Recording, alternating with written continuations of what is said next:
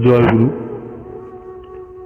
আজকে আলোচনা হবে কুলকুণ্ডলিনী শক্তি এবং কুলকুণ্ডলিনীর বর্ণনা, পথ এবং লক্ষ্য সম্পর্কে। সবাই ধৈর্য ধরে সম্পূর্ণ আলোচনাটা শ্রবণ করবেন। কুলকুণ্ডলিনী সাধনা কায়া সাধনা, বাউলেরা বলেন দেহতত্ত্ব সাধনা। মানব দেহেই এর স্থিতি, গতি ও লয়। এই শক্তি বিশ্বব্রহ্মাণ্ডের চৈতন্য শক্তির সাথে একত্র। ব্রহ্ম বা শিব স্থির, কিন্তু প্রকৃতি বা শক্তি ত্রিগুণাত্মিকা। তিনটি গুণের সাথে সে প্রতিষ্ঠিতা। শতগুণে চৈতন্য প্রকাশ, রজগুণে গতি এবং তমগুণে আবরিত। দেহের মেরুদণ্ডের ঠিক নিচে কুজ্জ মূল, যাকে সহজ ভাষায় পায়খানার দরজা বলা হয়, এবং লিঙ্গমূলের মাঝখানের স্থানটিতে কুলকুণ্ডলিনী অবস্থান করে। মেরুদণ্ডের মধ্য দিয়ে তিনটি অদৃশ্য নাড়ি রয়েছে। সাধারণের সুবিধার জন্য এই তিনটি নাড়িকে তিনটি সুরঙ্গ, গোপনীয় পথ বলা যায়। বামের নাড়ি বা পথটির নাম হলো ইরা।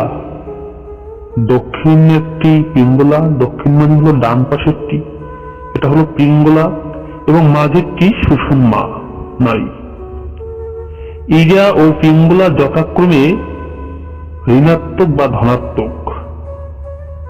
মানুষের শ্বাস প্রশ্বাস ক্রিয়া এই ঋণাত্মক এবং ধনাত্মক নাড়ি দুটির সাহায্যে অনুষ্ঠিত হয়।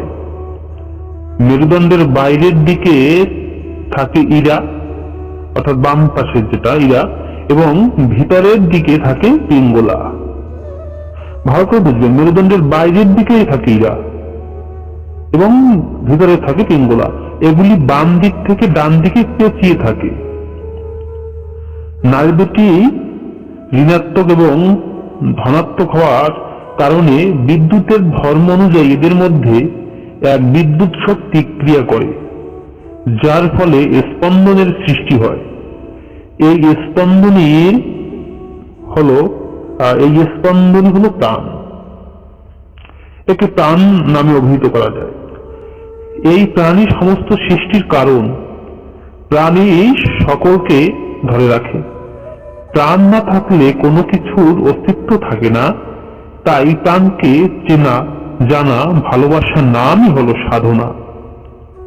প্রাণকে সংযমিত করতে পারলে অভূতপূর্ব শক্তি লাভ ও সঞ্চার করা যায়।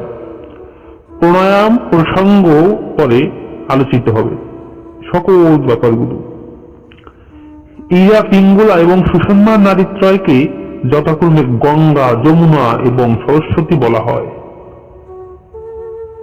সুষুম্না যেমন অন্তর্নিহিত মহাগোপনীয় পথ ও শক্তির ধারা, সেই রকম সরস্বতীকেও ধারণা করা হয়।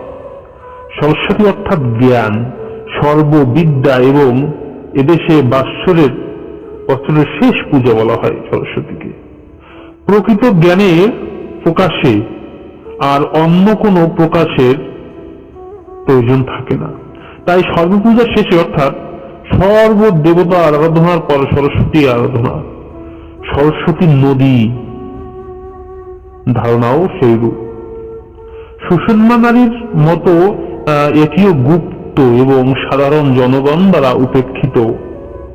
মানুষের ঐশ্বরিক শক্তি যখন জাগৃত হয়, তখনই সেই গুপ্ত পথে, অর্থাৎ সুষুম্না নাড়িতে বা সাধারণের বোধগম্য সুরঙ্গ পথে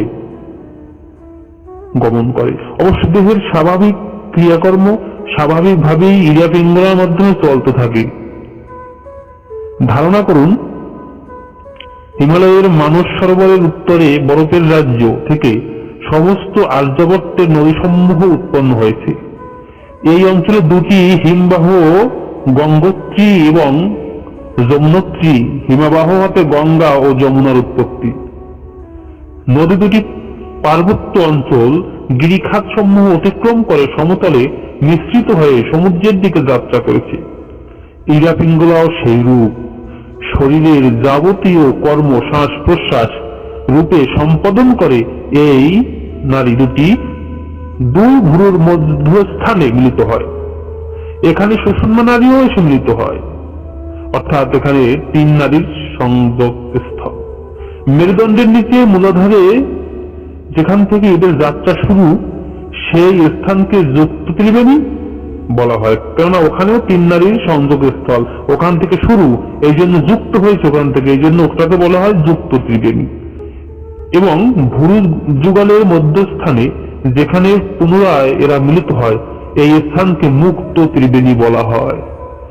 কেননা সাধন যখন ওই যুক্ত ত্রিবেণী, অর্থাৎ যেখান থেকে ত্রিবেণীর যাত্রা শুরু, সেখান থেকে সাধনায় অবতীর্ণ হয় এবং যখন দ্বিদলে অর্থাৎ দুই ভুরুর মধ্যখানে যেখানে আবার পুনরায় তিনটি নদী বা তিনটি নারী মিলিত হয়েছে, সেই মুক্ত ত্রিবেণীতে যখন সাধনার দ্বারা উত্তীর্ণ হতে পারে, তখন তাকে মুক্ত ত্রিবেণী বলা হয়। অর্থাৎ এখানে আসতে পারলে সাধক মুক্তি লাভ করে, এই জন্য এটার নাম মুক্ত ত্রিবেণী। এবং যেখান থেকে যাত্রা শুরু হয় তার নাম যুক্ত ত্রিবেণী। মুক্ত ত্রিবেণী থেকে আবার নারীত্রয় পৃথক হয়ে নাসারঞ্জে প্রবেশ করে। ইরাকে বলা হয় চন্দ্র এবং পিঙ্গলাকে বলা হয় সূর্য। এই সূর্য ও চন্দ্রকে ধরে রাখে প্রাণ শক্তি। এবার আমরা জানবো মূলাধার চক্র থেকে এর মূলাধার চক্রের বিবরণ এবং কিভাবে যাত্রা শুরু করে, সেখানে কি কি রয়েছে, এই বিস্তারিত আলোচনা আমরা পরবর্তী ভিডিওতে আলোচনা হবে। আজকে পর্যন্ত জয় গুরু।